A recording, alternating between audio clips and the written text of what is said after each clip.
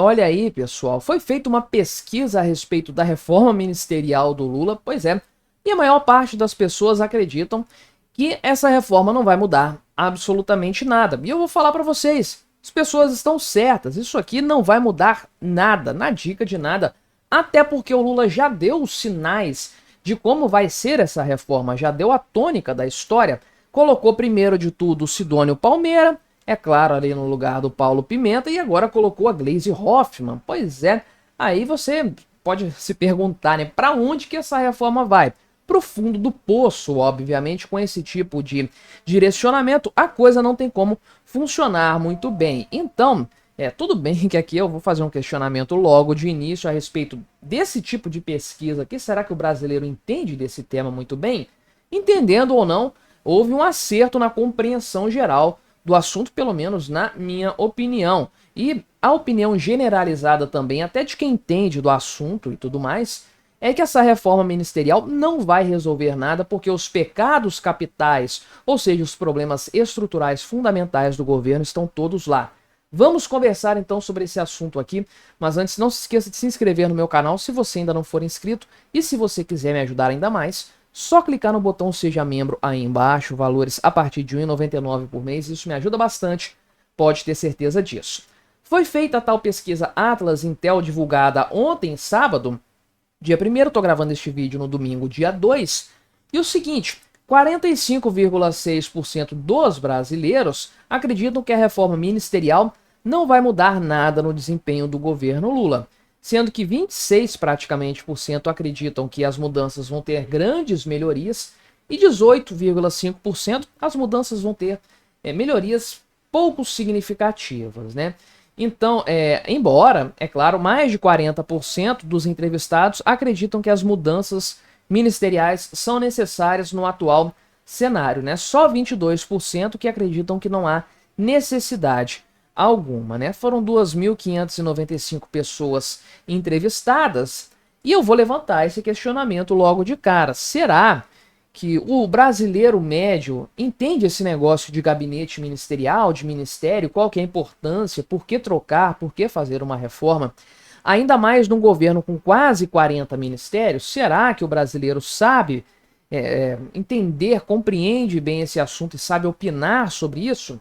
Não tenho muita certeza. A pesquisa, inclusive, perguntou aqui a respeito da avaliação dos ministros. Como o povo avalia os ministros? Veja aqui que a Simone Tebet tem um percentual de 62% de ótimo ou bom, né? Mauro Vieira e Macaé Evaristo tem 54%, Wellington Dias 51%, Lewandowski 47%, sendo que as piores avaliações estão lá com o Juscelino Filho, 70% de ruim ou péssimo, a Aniele Franco com 59%, o Haddad, Carlos Lupe e o Fufuca com 55% de rejeição. Mas sei lá se o povo entende muito bem o funcionamento dos ministérios para comentar a esse respeito. Acho que os percentuais também nesse caso aqui estão interessantes. Não daria uma nota tão positiva para esses ministros absolutamente, para nenhum ministro do gabinete ministerial do Lula, muito menos o Lewandowski, que é tão ruim no Ministério da Justiça quanto o próprio Flávio Dino. Um desastre completo de maneira geral, né? Mas a opinião principal aqui eu acho bastante válida, que é o fato de que a reforma ministerial do governo Lula não vai mudar absolutamente nada nos problemas do atual governo, nem na gestão do governo de forma geral, né? Então, qual que é o maior problema aqui relacionado a esse ponto? O Lula está isolado de todas as formas. Ele não está só isolado do Congresso Nacional sem conseguir apoio para governar. Ele está isolado dentro do partido, está isolado dentro do gabinete ministerial e, de fato, há pouca gente que consegue ter um diálogo efetivo com o Lula a ponto de ser ouvido, de o Lula considerar o que ele estava sendo solicitado ali. Então esse negócio de que o gabinete ministerial dele é ruim, já se sabe há muito tempo. Com 6 meses de governo já dava para ter uma ideia de que a coisa não iria funcionar. Então o pessoal, né, tem comentado muito com o Lula, conselheiros do governo têm falado com ele. Faz uma reforma ministerial, dá uma sacudida nesse negócio, mas o cara tem se tornado cada vez mais resistente a conselhos. Então, obviamente, né, Tem aquela desculpa da comunicação, o problema é a comunicação do governo e tudo mais. Vamos mexer no ministério lá, na SECOM, né, que é equivalente ao ministério. Trocou o Paulo Pimenta pelo Sidônio Palmeira, que é um marqueteiro, e não mudou nada até o presente momento. O Lula continua caindo nas pesquisas eleitorais, de forma geral, e a partir daí o Lula foi seguindo a cartilha, né? O problema ali que o povo brasileiro fala a preocupação é a saúde.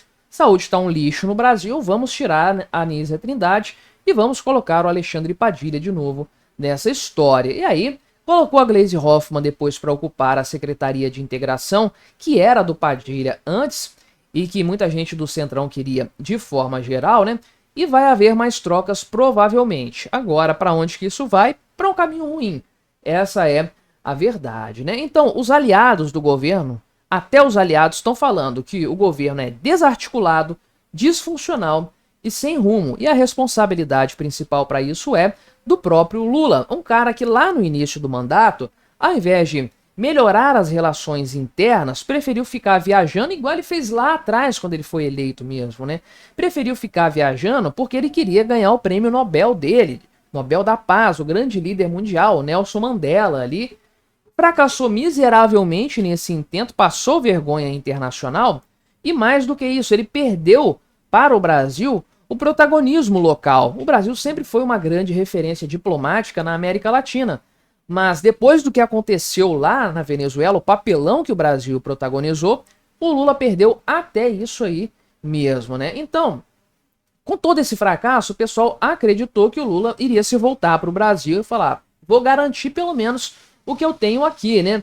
Só que, na verdade, o que se percebeu é que o Lula não tinha muito paciência para tratar os temas e não está muito por dentro dos anseios da população, está cada vez mais alheio de forma geral, né? Já foi a época do Lula grande comunicador e aquilo ali e tudo mais. É um discurso ultrapassado, não mobiliza ninguém e realmente isso acaba prejudicando bastante o governo de forma geral nesse sentido, né? Então, não adianta nada reformar o ministério. O Lula vai continuar lá. O Lula é o grande problema. E ele, não mudando nada, o ministro não vai conseguir mudar de forma geral, né? É um cara que nunca erra, ele próprio nunca assume erros, né? Vai mudar de discurso por causa disso, por causa de novos ministros? Não vai. Obviamente isso não vai acontecer, né? Fora isso, você tem um gabinete ministerial que já está dividido. Você tem o Fernando Haddad, de um lado, com a pauta econômica, sendo bombardeado por Rui Costa, pelo Alexandre Silveira e agora, muito provavelmente, também pela Gleisi Hoffmann. E aí você tem um problema sério nesse sentido. O Haddad não pode rodar, né? O Haddad não pode rodar. A ideia aqui seria, talvez, dar um prêmio melhor para ele, colocá-lo na Casa Civil e tirar o Rui Costa desse ministério, passar para outra coisa, ou tirar do governo mesmo, mas o Lula não vai fazer isso de forma geral, né? Enfim, nada funcionou a partir daí, o Lula não seguiu os conselhos dos seus correligionários e a coisa vai cada vez pior. Reforma ministerial vai resolver o problema do Lula? De forma alguma, porque o maior problema, o grande problema desse governo se chama Luiz Inácio Lula da Silva. Mas me diga aí o que você achou da minha análise, colabore com o nosso debate, se inscreva no meu canal se você ainda não for inscrito e até a próxima.